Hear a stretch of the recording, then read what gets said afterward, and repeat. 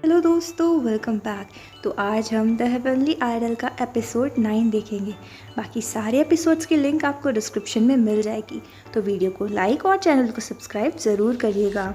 Episode की starting में हम देखते हैं यॉनवू के किस करने के बाद किम्दल कन्फेस करती है कि वो यॉनवू को पसंद करने लगी है।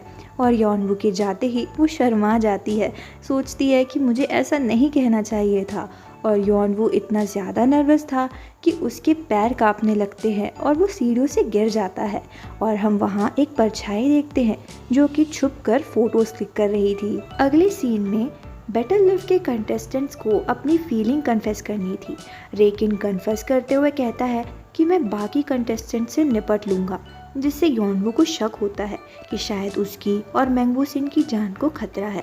फिर यॉनवू अपने कन्फेशन के लिए बड़ा ही अनइंटरेस्टेड सा होकर आता है और कन्फेशन रटे रटाए तरीके से एक सांस में बोल देता है। तभी उस लेडी को यॉनवू का किम्दल के साथ डेटिंग र्यूमर का पता लगता है और वो गुस्से से वहाँ से चली जाती है। फिर हम देखते हैं इमसुन यॉनवू और किम्दल से उनके डेटिंग र्यूमर का एक्सप्लेनेशन मांगती है, जिस पर किम्दल कहती है कि हम लोग ऐसा यॉनवू के बेटर लव की प्रैक्टिस के लिए कर रहे थे, हमारे बीच ऐसा कुछ नहीं चल रहा है। उनके जाने के बाद इमसुन उस फ्लैशबैक के बारे में सोचती है जब उसने स्योनसिल के साथ डिनर किया था, पर ज़्यादा ड्रिंक करने की वजह से वो उसके सामने बेहोश हो गई थी और अब उस बात को सोचकर उसे एम्बैरेसमेंट फील हो रही थी। फिर किम्दल इमसुन को कहती है कि ये डेटिंग रूमर को मैं सॉल्व कर दूंगी, फिर चाहे उसके लिए मुझे कुछ भी करना पड़े। अगले सीन में यॉनवू शूटिंग के लिए आता है, पर उसके डेटिंग स्कैंडल को देखते हुए आज उसे घर जाने को कहा जाता है। यॉनवू वापस लौट रहा था, तभी उसे गॉब्लिन के फुटप्रिंट्स दिखते हैं जो कि मैंगबू सिन के पास जा रहे थे। मैंगबू सिन को एक स्टंट परफॉर्म करना था जिसमें उसे जंप करना था। गॉब्लिन उसके जंप करने से पहले उसका सेफ्टी बेल्ट खोल देता है और मैंगबू सिन जंप करता है और नीचे गिरने लगता है, पर यॉनवू उसे कैच कर लेता है जिससे उसे कोई चोट नहीं लगती। उसके इस एक्ट से मैंगबू सिन काफ़ी प्लीज्ड हो गया था। हॉस्पिटल में यॉनवू उससे मिलने जाता है, तब मैंगबू सिन कहता है कि मैं तुम्हें होंगवू डे के मास्टर से मिलवा दूंगा, पर यॉनवू कहता है कि मैं अपना डिसीजन तुम्हें बाद में बताऊंगा। अगले सीन में सारे मेंबर्स साथ बैठकर टीवी देख रहे थे, जहां रेकिन शो जीतकर उस लेडी के साथ डेट पर था। उन सबको यॉनवू के डेटिंग स्कैंडल को लेकर हेट कमेंट्स आ रहे थे। तभी वहां इमसुन आती है और बताती है कि एक नया इन्वेस्टर मिला है जो वाइल्ड एनिमल में इन्वेस्ट करेगा और उन सबको रेडी होने को कहती है। वो सब तैयार होकर होटल पहुंचते हैं और पता लगता है कि इन्वेस्टर RU एंटरटेनमेंट का वाइस चेयरमैन सिंजो है।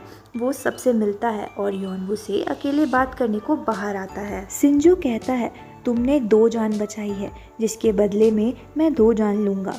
तभी यॉनवू को किम्दल का कॉल आता है। वो उसे समझा रही थी कि तुम अच्छे टीम मेंबर बनना, अच्छी तरीके से रहना, मैं अपनी मैनेजर की जॉब छोड़ रही हूँ।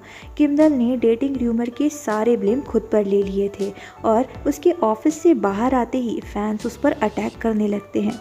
यहाँ सिंजो यॉनवू को धमकी देता है कि अगर उसने किम्दल की हेल्प की तो वो उसके ग्रुप के मेंबर्स पर अटैक करेगा और यॉनवू हेल्पलेस रह जाता है। अगले सीन में इमसुन मेंबर्स को बताती है कि उन्हें एक रियलिटी शो और यॉनवू को एडवर्टीजमेंट का ऑफर आया है। शाम को किम्दल कमेंट्स चेक कर रही थी, उसे बहुत सी धमकियां मिली थी। तभी यॉनवू आता है और किम्दल को वापस से आने को कहता है, पर किम्दल नहीं मानती। वो बताती है कि मैंने ये एक्सेप्ट कर दिया है कि मैं अपने फ़ायदे के लिए तुम्हें डेट करने की कोशिश कर रही थी। यहाँ विक्टिम तुम हो और मैं नहीं चाहती कि वाइल्ड एनिमल पर कोई भी ब्लेम आए। अगले सीन में हम देखते हैं सिंजो होंगवू डे के मास्टर से मिलता है और उसे धमकी देता है कि तुमने लाइन क्रॉस की थी जब तुमने एक स्पिरिट लॉर्ड रेडविंड के फॉर्म में भेजा था। और वो यॉनवू की पावर्स के बारे में भी बात करते हैं और ये सारी बातें ईविल बॉयज का एक मेंबर छुपकर सुन रहा था। यहाँ यॉनवू किम्दल के ख्यालों में उसकी बातें याद कर रहा था। सागाम उसे एक पेपर देता है जिसमें इंस्ट्रक्शन दिए हुए थे यॉनवू को मैंगबू सिन के थ्रू होंगवू डे ज्वाइन करने के। फिर वो मैंगबू सिन के साथ एड शूट करता है और ब्रेक में यॉनवू को फिर से गॉब्लिन के फुटप्रिंट्स दिखाई देते हैं। वो उसको फॉलो करता है और उसे सामने आने को कहता है। तभी वहाँ पे इविल बॉयज़ का वही मेंबर दिखता है। वो बताता है कि होमवुडे के मास्टर ने उन सबको एक ब्रश से कॉन्ट्रैक्ट साइन करवाया था। बदले में ये प्रॉमिस किया था कि हमारा ग्रुप फेमस हो जाएगा, पर मैं गॉब्लिन नहीं बनना चाहता। मैंने सुना है आपके पास पावर्स हैं, प्लीज़ मेरी हेल्प कीजिए। और योनवू हेल्प करने के लिए मान जाता है। अगले दिन मेंबर्स शो में जाने के लिए तैयार हो रहे थे।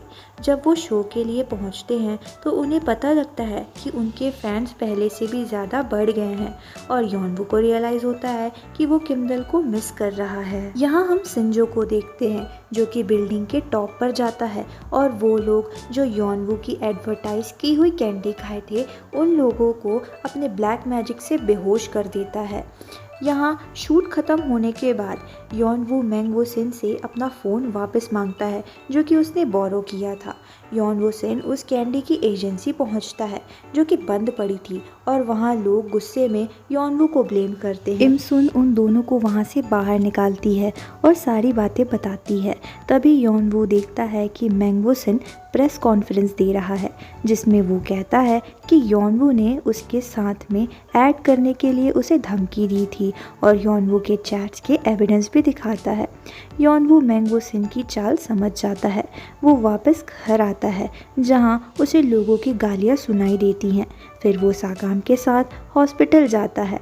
वो वहाँ बीमार लोगों को ठीक करने की कोशिश करता है पर उसे पता लगता है कि उसकी पावर्स जा चुकी हैं। सागाम बोलता है कि ये सब कुछ होंगवू डे का किया हुआ है, पर योनवू ये बात मानने को तैयार नहीं था।